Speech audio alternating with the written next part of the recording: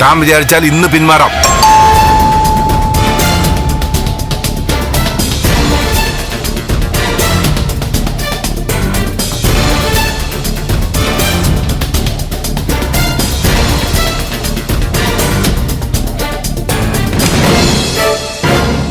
ആരാ?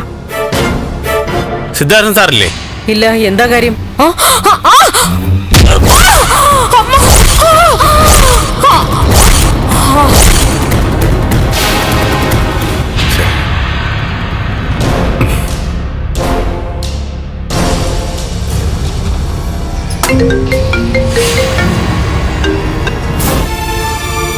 ആ നന്ദ, അച്ഛനെവിടെയാ?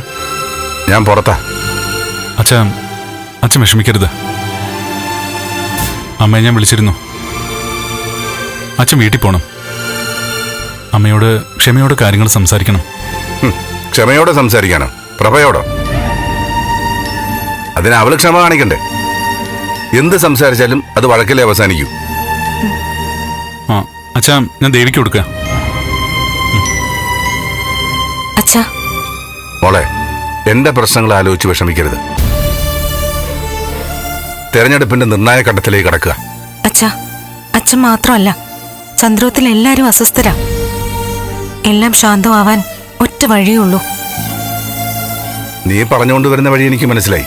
നീ പിന്മാറാന്നല്ലേ? സ്ഥാനാർത്ഥിത്വം പിൻവലിക്കാന്ന്. അതേ ഇനി പ്രതിവിധി ഉള്ളൂ അച്ഛാ. പ്രഭ ഓരോ വഴി കൂടി എന്നെ തോൽപ്പിക്കാൻ നോക്കുക. നീയും ഇപ്പൊ അതിനാണോ ശ്രമിക്കുന്നത്? സോറി അച്ഛാ, ഞാൻ ഇനി അങ്ങനെ പറയില്ല. എന്തായാലും അച്ഛൻ വീട്ടിൽ പോണം. ശരി മോളെ, ഞാൻ പോവാം. നിങ്ങൾ വിഷമിക്കാതെ, എല്ലാം ഞാൻ നോക്കിക്കോളാം.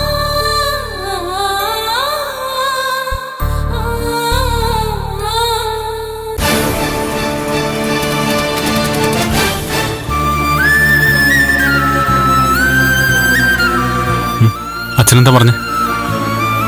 ഞാൻ കാരണോ നന്ദുന്റെ അമ്മയും അച്ഛനൊക്കെ വിഷമിക്കുന്നേ? നീ കാരണോ? അതെങ്ങനെ?